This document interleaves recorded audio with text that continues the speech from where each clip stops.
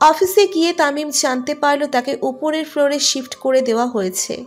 শুনেই তামিম কিছুটা আশাহত হলো। এতদিন তো নবনীকে দেখতে পেত, আজ থেকে তার সম্ভব হবে না। তামিমের প্রচণ্ড রাগ হলো। ইচ্ছে করলো ছুটে গিয়ে মেঘের গলা টিপে ধরতে। তামিম বুঝতে পারছে মেঘ কেন এই কাজ করেছে। তামিম যাতে নবনীকে যখন তখন দেখতে না পারে তার জন্য মেঘ এই ব্যবস্থা নিয়েছে। প্রচণ্ড আক্রোশে তামিম চেয়ারে লাথি মারল। তারপর সোজা মেঘের কেবিনের দিকে গেল। গিয়ে দেখে মেঘ এখনো আসেনি অফিসে। নবনী পিসিতে মনোযোগ দিয়ে কাজ করছে। তামিম নবনীর সামনে গিয়ে দাঁড়ালো। নবনীর খোপায় বেলি ফুলের মালা জড়ানো, হাতে সাদা রেশমি চুড়ি, চোখে কাজল, কালো সুতির একটা নর্মাল ড্রেসে নবনীকে মনে হচ্ছে অপ্সরা। তামিমের বুকে চলুনি শুরু হলো। খা খা মরুভূমির মতো তামিমের বুকের ভেতর ধুলোর ঝড় উঠল যেন। তপ্ত রোদে মরুভূমির বালু যেন উত্তপ্ত হয়ে থাকে, তেমনি তামিমের বুকের ভেতর উত্তপ্ত হয়ে আছে। বুকের ভেতর যেন এক পৃথিবীর শূন্যতা। এই নবনী তার ছিল, অথচ আজ আর কেউ না। একসময় এই নবনীর উপর তামিমের 16 আনা অধিকার ছিল, অথচ আজ এর দিকে একদণ্ড প্রাণ ভরে তাকাতেও বারণ। এই নবনীর জন্য কিনা একটা প্রতিষ্ঠানের মালিক উন্মাদ হয়ে ঘুরছে। তামিম মানতে পারছে না এটা। কেন এতদিন একে তামিম চিনতে পারল না? কেন এত দেরি হলো তার? কেন অন্য কেউ এখন নবনীকে ভালোবাসে? তামিম কিছুতেই এটা মেনে নিতে পারছে না। নবনী তামিমের না হোক, তাতে তামিমের সমস্যা নেই, কিন্তু তামিম এটা মানতে পারছে না যে নবনী অন্য কারো হবে, অন্য কারোর সঙ্গে ঘর বাঁধবে। এটা ভাবলেই তামিমের মাথায় আগুন ধরে যায়। নবনী মাথা তুলে তামিমের দিকে তাকালো, তারপর বলল, কিছু বলবেন? স্যার তো এখনো আসেনি। কোনো প্রবলেম থাকলে আমাকে বলুন, আমি স্যারকে জানিয়ে দিব। তামিমের রাগ ক্ষোভে রূপ নিল। স্বাভাবিক চিন্তার শক্তি লোপ পেল। স্থান কাল পাত্র ভুলে দাঁত কিরমিরিয়ে বলল, খুব ভালো আছো এখন? বড় স্যারকে প্রেমের জালে ফাঁসিয়েছো, স্যারকে নাকে দড়ি দিয়ে ঘুরাচ্ছ, ভীষণ সুখে আছো এখন, তাই না? এসব কাহিনী করার জন্যই আমাকে ছেড়ে যাবার জন্য এত উতলা হয়ে গেছো। নবনী চোখ মুখ শক্ত করে বলল, don't cross your limit. Tamim টেবিলে থাপ্পড় মেরে বলল, লিমিট ক্রস করলে কি করবি তুই আমাকে? তোরে আমি ভয় পাই নাকি? শোন, এত আকাশে উড়িস না। স্যারকে আমি বলে দিয়েছি তুই যে ডিভোর্সি, আমি যে তোরে 2 লাথি দিয়ে আমার জীবন থেকে বের করে দিয়েছি, স্যার জেনে গেছে। তাই এত ভাব মারিস না আমার সাথে। নবনীর সহ্য হলো না। এতদিন নীরবে সহ্য করে যাওয়া সব আক্রোশ এবার বিদ্রোহ জানালো। কষিয়ে একটা চড় দিল তামিমের গালে। পুরো অফিসের নিস্তব্ধতা যেন খান খান করে ভেঙে পড়ল। হিস হিসিয়ে নবনী বলল, এটা আমার কর্মক্ষেত্র। এখানে আমি যেমন কাজ করতে এসেছি, আপনিও কাজ করতে এসেছেন। আমার ব্যক্তিগত লাইফ নিয়ে কথা বলার রাইট আমি আপনাকে দিইনি। তাই নেক্সট টাইম সতর্কতা অবলম্বন করে কথা বলবেন। চর খেয়ে তামিমের মাথা ঘুরে গেল যেন। এই সেই নবনী, নরম কোমল ভীতু, 7 চরে যার রাজ ছিল না। এই সেই নবনী, শত আঘাতেও যে শব্দটা উচ্চারণ করতো না। এই কি সেই নবনী? এত তেজের কোথা থেকে এলো? এই অগ্নিমূর্তি তো তামিম আগে দেখেনি। তামিম আশেপাশে তাকিয়ে দেখলো সবাই ওর দিকে তাকিয়ে আছে। 6 বছরের চাকরি জীবনে এই প্রথম এরকম হলো তামিমের সাথে। ধীর পায়ে তামিম অফিস থেকে বের হয়ে গেল। মেঘ অফিসে এসে দেখে নবনী চোখ মুখ শক্ত করে বসে আছে। ইন্টারকমে মেঘ নবনীকে কেবিনে যেতে বলল। নবনী কেবিনে গিয়ে চেয়ারে ধপ করে বসে পড়ল। মেঘ ভীষণ মনোযোগ দিয়ে নবনীকে দেখতে লাগলো, তারপর বলল, কি হয়েছে? নবনী মাথা নিচু করে রাখল। মেঘের কোমল স্বর কঠোর হয়ে গেল। আবারও জিজ্ঞেস করল। নবনী মাথা নিচু করে বলল, তামিম সাহেব আমার সাথে অভদ্রতা করেছেন, এর জন্য আমি ওনাকে একটা থাপ্পড় মেরেছি। মেঘ ক্ষুব্ধ হয়ে বলল। ওকে আমি নবনী আর কিছু বলতে দিল না, মেঘকে থামিয়ে দিয়ে বলল, উনি আমার সাথে মিসবিহেভ করেছেন, তার জন্য আমি প্রতিবাদ করেছি। আমি আশা করছি আপনি এটা নিয়ে একটা কথাও বলবেন না, এটাকে পার্সোনালি নেবেন না। এই টপিক এখানেই সমাপ্ত। আপনি যদি এটা কেন্দ্র করে কোনো অ্যাকশন নেন তবে আমি কষ্ট পাবো। মেঘ ফ্লোরের দিকে তাকিয়ে নিজের রাগ কন্ট্রোল করার চেষ্টা করলো, তারপর বলল, তুমি কষ্ট পাবে এমন কাজ আমার জান থাকতে কখনো করব না আমি। নবনী বের হয়ে গেল মেঘের কেবিন থেকে। মেঘ চেয়ারে বসে আপন মনে বিড়বিড় করে বলতে লাগলো, কোথায় ভেবেছি আজকে ফার্স্ট দেখাতে একটু ভালো করে দুজনে কথা বলবো, তা না উল্টো তৃতীয় ব্যক্তির জন্য এরকম একটা সুন্দর সময় নষ্ট হয়ে গেল। শুধু তুমি কষ্ট পাবে বলেছ বলে এই মেঘ থেমে গেছে, নয়তো কুত্তার মতো মার খেত ওই তামিম আমার হাতে। লাঞ্চের সময় নিতু জানতে পারল তামিমকে নবনী থাপ্পড় দিয়েছে। কথাটা শুনে নিতু চমকালো ভীষণভাবে। মনের ভেতর যে সন্দেহ দানা বেঁধেছে, এই কথা শুনে তা যেন আজ চারা গাছে রূপ নিয়েছে। অশান্ত মনকে শান্ত করতে অফিস থেকে ফিরে নিতু সোজা বাবার বাসায় গেল। নিতুর বাবা রিটায়ার্ড বরকত হোসেন একটা চেয়ারে বসে মেয়ের দিকে অপলক তাকিয়ে রইলেন। তার ছোট্ট মেয়ে নিতু পুতুলের মতো দেখতে মেয়েটাকে আজ কেমন বিবর্ণ লাগছে।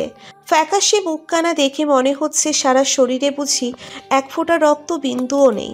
নিতু বাবার পায়ের কাছে বসে রইল খানিকটা সময়। নিতুর মা রেবেকা টেবিলে খাবার দিতে দিতে বললেন, তোর কি কোনো সমস্যা চলছে নিতু? তোকে এরকম লাগছে কেন?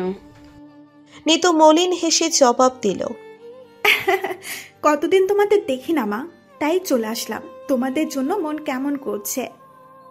রেবেকা বেগম গ্লাসে পানি ঢালতে ঢালতে বললেন, তাহলে তো আর ভাবনার কিছু নেই। তবে নিতু শোন, একটা কথা মাথায় রাখিস, বিয়ের আগের জীবন আর বিয়ের পরের জীবন দুটো আলাদা। বিয়ের আগে যেসব স্বভাব ছিল সেসবে পরিবর্তন আনার চেষ্টা কর।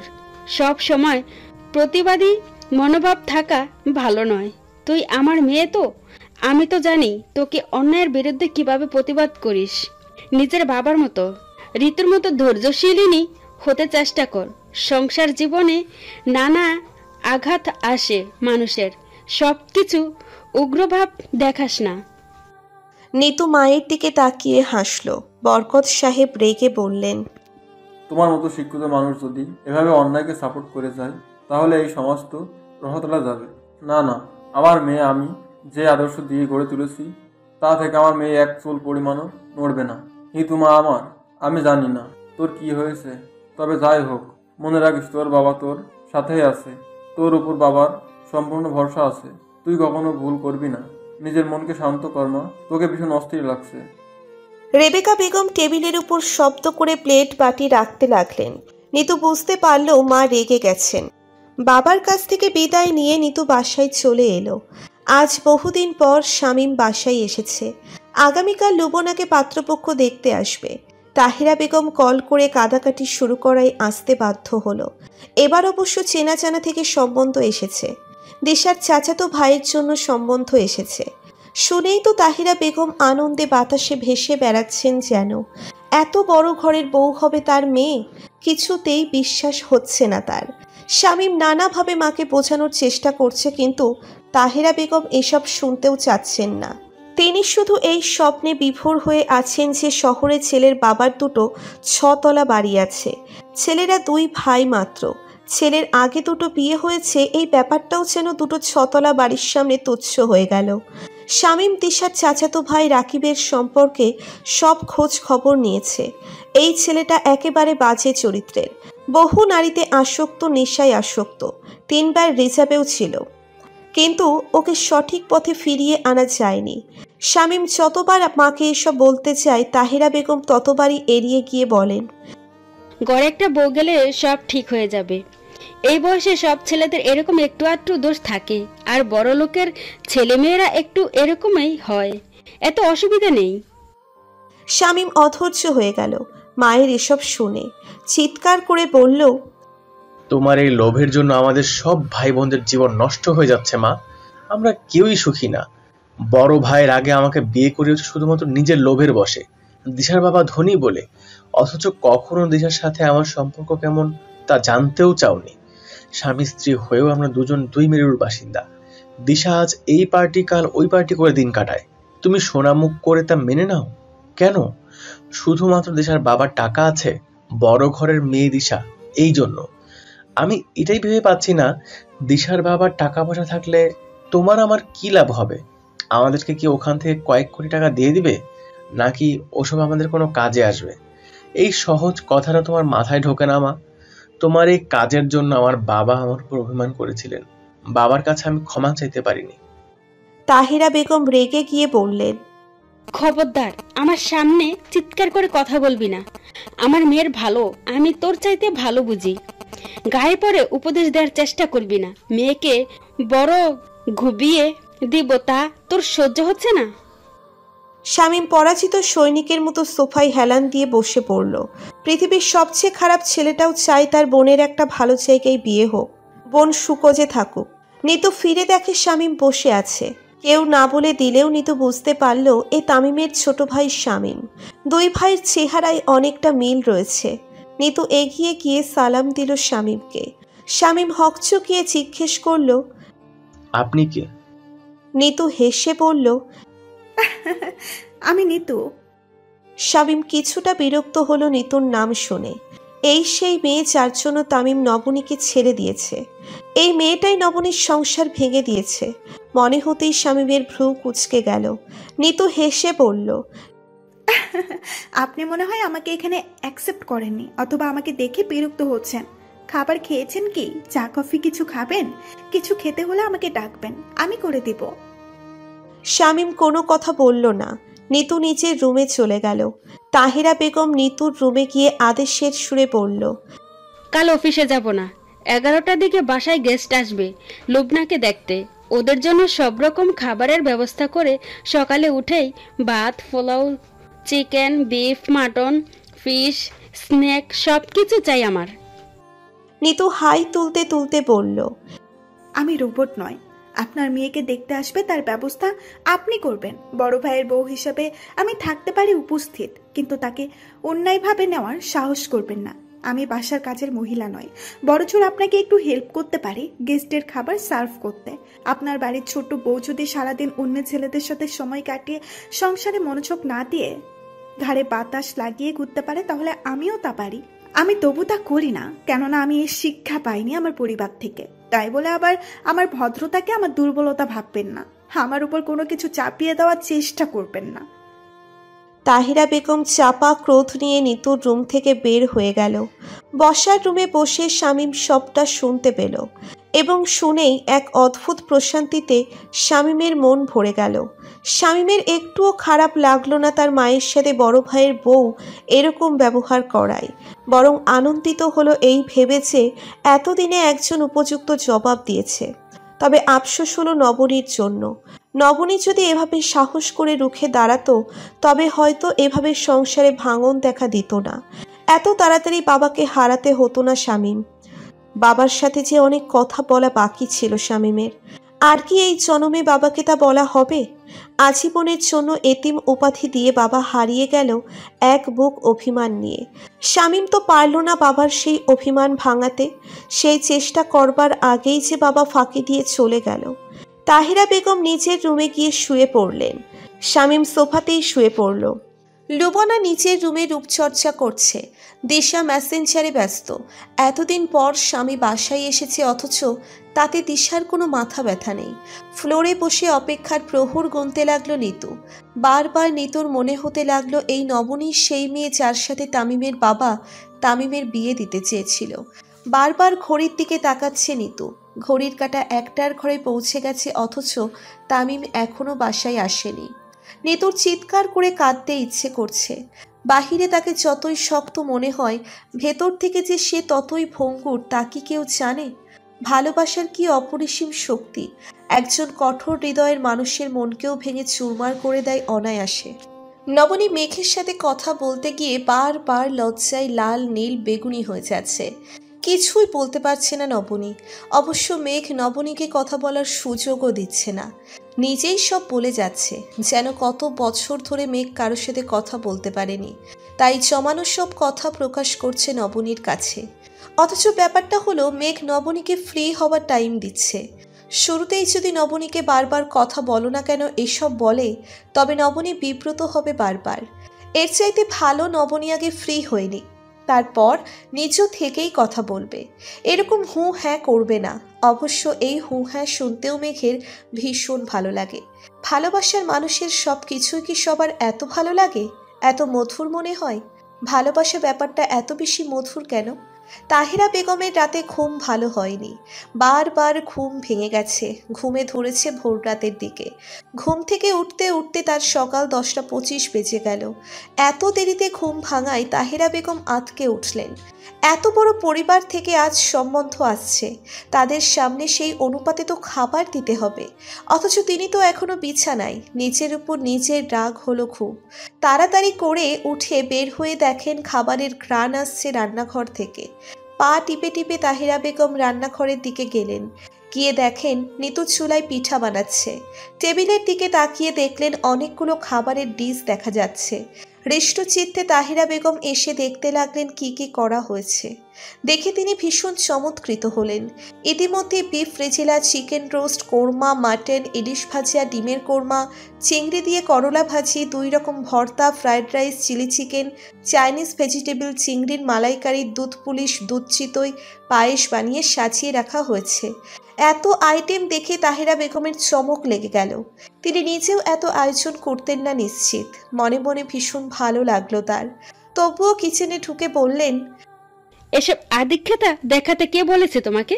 আমার মেয়ে যখন আমার তো ঠেকা পড়েছে, আমার কাজ আমি নিজেই করতাম। তোমার এত দয়া দেখিয়ে কাজ করতে হবে না। আমার মেয়ের জন্য কে জানে কোন খাবারে কি মিশিয়ে রেখেছো।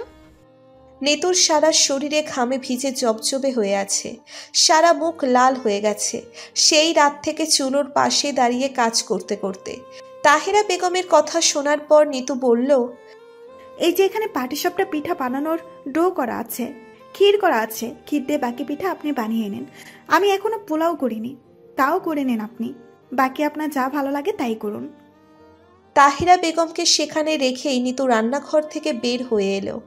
রুমে এসে বিছানায় চিত হয়ে শুয়ে পড়ল নিতু। সারা শরীর ভীষণভাবে কাঁপছে। তামিম রাতে বাসায় ফেরেনি। নিতু সারা রাত তাই জেগে ছিল তামিমের অপেক্ষায়।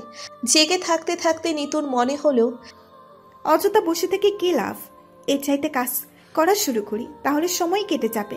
সকালেও আমাকেই করতে হবে এসব, আগেই করে রাখি বরং। এই ভেবেই নিতু রাত থেকে রান্না করা শুরু করে দিল। শরীরের সকল ক্লান্তি যন্ত্রণা চাপিয়ে একটা চিন্তায় মাথায় উকি দিতে লাগলো। তামিম বাসায় ফেরেনি রাতে? নিতু নিজেকে আর সামলাতে পারল না। সারা রাত নিজেকে অনেকভাবে কন্ট্রোল করে রেখেছে। তামিমকে কল দেয়নি তাই, কিন্তু এখন যেন আর পারছে না। বেহায়া মনটা উৎগ্রীব হয়ে উঠেছে তামিমকে কল দিতে। বাহিরে রোদ উঠেছে, কেমন তেজহীন। নিতুর মনে হলো তার সাথে সাথে আজ সূর্যেরও বুঝি মন খারাপ। শীত আসি আসি করছে, শেষ রাতের দিকে কিছুটা ঠান্ডা পড়ে। সেই ঠান্ডায় নিতু তামিমকে ভীষণভাবে জড়িয়ে ধরে। আজ ভীষণ মনে পড়ছে এসব। নিতু জানালা খুলে দিয়ে তামিমকে কল দিল। রিং হচ্ছে, কিন্তু ফোন তুলছে না কেউ। নিতু আবারও কল দিল। ফোনটা এবার সুইচ অফ। বুক ছিঁড়ে একটা হতাশার নিঃশ্বাস বের হয়ে এলো। ভালোবেসে ভালোবাসার মানুষের সাথে ঘর বাঁধার পরেও যদি সেই ঘরে সুখ না থাকে, তবে সেখানে মিথ্যের সম্পর্ক বয়ে বেড়ানোর মানে কি? আত্মসম্মানে নিতু, অথচ আজ মনে প্রাণে চাই একবার তামিম তাকে আগের মতো ভালোবাসুক। নিতু নিজের জানও দিতে পারে তামিমের জন্য, কিন্তু তা কিছুতেই হচ্ছে না আর। গত 1 সপ্তাহ ধরে তামিমের মন ভীষণ বিক্ষিপ্ত হয়ে আছে। নিতুর সাথে যাচ্ছে তাই ব্যবহার করে তামিম। নিতু সব সয়ে যাচ্ছে। ভালোবাসা কি এরকমই? ভীষণ প্রতিবাদী মনোভাবাপন্ন একটা মেয়েকে কি ভীষণ বেহায়া নির্লজ্জ করে দিচ্ছে। নিতুর তাতে মোটেও আফসোস নেই। তবুও চাই তামিমের মন ঠিক হয়ে যাক। বিয়ের আগে তামিম যেমন ছিল তেমন হয়ে যাক তামিম এখন আবার। এজন্যই বুঝি মানুষ বলে, যাকে ভালোবাসো তাকে বিয়ে করো না। ভালোবাসার মানুষের দেওয়া অবহেলা সহ্য করা যায় না। অন্যের দেওয়া আঘাতের ক্ষত সহজেই মুছে যায়, কিন্তু প্রিয় মানুষের দেওয়া আঘাতের ক্ষত মুছে গেলেও স্মৃতিতে তা তাজা হয়ে থাকে আজীবন। মেহমান আসলো 11:30টার দিকে। দিশা গিয়ে বসার রুমে আড্ডায় মেতে আছে। তাহিরা বেগম মেহমান রেখে আসতে পারছেন না। নিতু একা একা সব গরম করা ওনাদের সামনে সার্ভ করা কুলাতে পারছে না। শেষে বাধ্য হয়ে দিশাকে কঠিন গলায় বলল, দিশা, এদিকে উঠে আসো, ওনাদের নাস্তার ব্যবস্থা করতে হবে তো। বসে বসে কি কথা বললেই ওনাদের সমাধান করা হবে? মা মুরব্বী মানুষ আছেন, উনি কথা বলুক। এদিকের কাজে সাহায্য করো তুমি। দিশার মাথায় রক্ত উঠে গেল নিতুর কথা শুনে। দিশা কিছু বলার আগে শামীম বলল, বেয়াক্কেলের মতো কথা বলতে বসে গেছো। মেহমানের চা নাস্তার ব্যবস্থা না করে তোমার রিলেটিভ, তোমার উচিত ছিল এই ব্যাপার সচেতন থাকা। ভাবি একা সব করছে, তুমি বসে রয়েছো কেন এখানে? যাও ভাবির কাছে। দিশা নিজের বাবার বাড়ির মানুষের সামনে সিন ক্রিয়েট করতে পারল না। এখন সে কিছু করলে সব বাবা মায়ের কানে উঠবে। দিশার বাবা ভাইরা এসব পছন্দ করেন না। জানতে পারলে ভীষণ অপমানিত হবে দিশা। নিজের রাগ সামলে উঠে গেল নিতুকে সাহায্য করতে। নাস্তার পর লোবনাকে নেওয়া হলো পাত্রের সামনে। নিতু ভালো করে পাত্রের দিকে তাকালো। কেমন বিশ্রীভাবে লোকটা লোবনাকে দেখছে। নিতুর অন্তরাত্মা কেঁপে উঠল। লোকটার দিকে তাকালেই কেমন চরিত্রহীন মনে হয়। চোখ দিয়ে লোবনার মাথা থেকে পায়ের তালু পর্যন্ত পরখ করে ফেলেছে সে। এরপর নিতুর দিকে তাকালো। নিতু চমকে ভিতরের দিকে চলে গেল। মনের ভেতর সতর্ক সংকেত বেজে উঠেছে নিতুর। এখানে লোবনাকে কিছুতেই বিয়ে দেওয়া উচিত নয়। আর একবারও নিতু ওদের সামনে গেল না। মেহমান বিদায় নিল 3টের দিকে। যাবার সময় বলে গেল পাত্রী তাদের পছন্দ হয়েছে। আগামী শুক্রবার তারা এঙ্গেজমেন্ট করতে চায়। সবাই যাওয়ার পর নিতু লোবনার দিকে তাকালো। লোবনাকে ভীষণ আনন্দিত লাগছে। ছেলে লোবনার হাতে 5,000 টাকা দিয়েছে। লোবনা দিশাকে ফিসফিস করে বলল, তোমার ভাই ভীষণ রোমান্টিক ভাবি। আমার হাতে টাকা দেওয়ার সময় কেমন করে আমার হাতটা ধরেছিল, আমার ভাবতেই শরীর শিউরে উঠছে কেমন। বলেই লজ্জা পেল লোবনা। নিতু শুনে হতাশ হলো। লোবনাকে নিতু জিজ্ঞেস করলো, তুমি রাজি বিয়েতে? লোবনা বিরক্ত হয়ে বলল, রাজি না হবার কি আছে? এরকম ধনী ছেলে কি সব সময় এসে বসে থাকবে আমার জন্য? নিতু আর কিছু না বলে শামীমের কাছে গেল। কোনো ভনিতা ছাড়া বলল, এই বিয়েটা কি বন্ধ করা যায় না? শামীম হেসে বলল, হেসে লাভ হবে না। আমি 1000 বার বুঝিয়েছি মাকে, মা কিছুতেই শুনবে না। আমি লুবনাকেও বলেছি, সেও স্বপ্নে বিভোর হয়ে আছে। দিশা এদের সবার ব্রেন ওয়াশ করে দিয়েছে, কোনো কথা এদের মাথায় ঢুকছে না। নিতু ভীষণ কষ্ট পেল এসব শুনে। কিন্তু লোবনার রুমের বাহিরে দাঁড়িয়ে শুনে তাহিরা বেগম আর তার মেয়ের কত প্ল্যানিং শুরু হয়ে গেছে এখনই। নিতু নিজের রুমে চলে গেল। তামিমের ফোন এখনো বন্ধ। নিতুর হঠাৎ করেই এই পৃথিবী কেমন অসহ্য লাগতে লাগলো। এত বড় পৃথিবীতে তার একান্ত আপন বলে কেউ নেই। সকালে কলিং বেলের শব্দে নবনীর ঘুম ভাঙল। দরজা খুলে দেখে মেঘ দাঁড়িয়ে আছে। গায়ে একটা সাদা টি শার্ট, একটা নীল জিন্স, অথচ কি ভীষণ ফ্রেশ লাগছে তাকে। মেঘের মুখখানা এত আদরে মনে হচ্ছে কেন আজ হঠাৎ করে। নবনীর ইচ্ছে হলো মুগ্ধ হয়ে কিছুক্ষণ তাকিয়ে দেখতে, কিন্তু তার সম্ভব হলো না। হাসিম আলী রুম থেকে বের হয়ে বললেন, মাস্টার আসছে নবনী, ভিতরে আইতে দে। কাইল আসলো না, আমি তো চিন্তায় পইরা গেছি। একলা একটা মানুষ, কোনো অসুখ টুসুখ হয়েছে কি না কে জানে। স্যার, আপনার মেসের ঠিকানা একটু দিয়া যাইয়েন, আপনার কোনো অসুবিধা হলে যাতে দেখতে যাইতে পারে। নবনী ঠোঁট কামড়ে হাসলো মেঘের দিকে তাকিয়ে। এবার জব্দ হবে মেঘ, অথচ মেঘ যেন আগে থেকেই জানতো এরকম কিছু হবে। একটা কাগজ বের করে হাসিম আলীকে দিয়ে বলল, এই নেন চাচা, এটাই আমার ঠিকানা। নবনী হতভম্ব হয়ে গেল দেখে। মেঘ নবনীর দিকে তাকিয়ে চোখ মেরে বলল, একটু পানি দিবেন প্লিজ। তারপর ফাল্গুনীদের রুমে গিয়ে বলল, আমার স্টুডেন্টরা কই? পড়তে বসে যাও সবাই। ফাল্গুনী আর চৈতালির সাথে মেঘের ভীষণ ভাব হয়ে গেছে। দুজনে গাল ফুলিয়ে রইল। চৈতালি বলল, ভাইয়া, তুমি গতকাল আসোনি কেন? আমরা তোমার অপেক্ষায় ছিলাম। জানো, গতকাল আপা আমাদের পড়িয়েছে। তোমার নামে অনেক বাজে কথা বলেছে আপা। ফাল্গুনী গলার স্বর নিচু করে বলল, ভাইয়া, আমি বলি বাকিটা। আপা বলেছে তুমি নাকি আমাদের ঘোড়ার আন্ডা পড়াতে পারো না মোটেও, অযথা সময় নষ্ট করো। আমরা দুজন তাই গতকাল থেকে আপনার সাথে কথা বলি না। মেঘ তাকিয়ে দেখে নবনী এসে দাঁড়িয়ে আছে পিছনে। ফাল্গুনীর চুলের ঝুঁটি ধরে বলল, এই তাহলে আসল ঘটনা, তাই না? এজন্য আমার সাথে কথা বলা হয়নি। তোদের স্যারের সামনে বলছি এবার, তোদের স্যার একটা গণ্ডমূর্খ, কিছুই পারে না। মেঘ মুচকি হাসল নবনীর কথা শুনে। তারপর নিজের ছাত্রীদের উদ্দেশ্য করে বলল, তোমরা বলো তো, খালি কলসি বাজে বেশি এর ইংরেজি কি হবে? দুজনে সমস্বরে চিৎকার করে এর ইংরেজি বলল। নবনী টেবিলের উপর ধপ করে গ্লাসটা রেখে দিয়ে চলে গেল। দুই বোন হাসতে হাসতে গড়াগড়ি খেল। তাদের প্রিয় স্যারকে নিয়ে বাজে কথা বলার উচিত জবাব পেয়েছে। মেঘ পকেট থেকে 3টা ডেয়ারি মিল্ক চকোলেট বের করে দুজনকে দিয়ে বলল, এটা তোমাদের আপার জন্য, আমি চলে গেলে দিবে তোমরা। এবার পড়তে বসো। নবনী রুমে বসে একটা বই পড়ছে। মেঘের টেক্সট এলো তখন। নবনী পড়ে দেখে মেঘ লিখেছে, ভীষণ তৃষ্ণা পেয়েছে। নবনী রিপ্লে দিল। মেঘ আবার মেসেজ দিল, এই তৃষ্ণা যে কাউকে দেখার তৃষ্ণা, আকণ্ঠ জলপান করলেও কি এই তৃষ্ণা মিটবে? নবনীর কেমন লজ্জা লাগলো এটা পড়ে।